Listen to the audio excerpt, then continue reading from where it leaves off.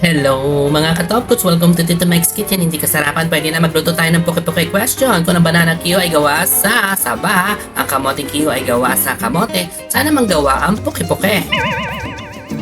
Tama! Talong! Ito nga mga ingredients, so screenshot nyo na lang. So, ang gagawin muna natin ay iihaw ang talong. Pwede nyo rin siya ilaga, pero iba kasi yung sarap nung inihaw eh. Meron siyang smoky flavor. So, yeah, palamagin ng konti, tapos balatan. Tapos, pagkabalat, hiwa-hiwain ng ganyan. Yan. Tapos, mamaya, durugin ng tinidor. Yan. So, magigisa na tayo. Magisa na tayo ng sibuyas. Pagkatapos nun, lagay na rin natin yung kamatis.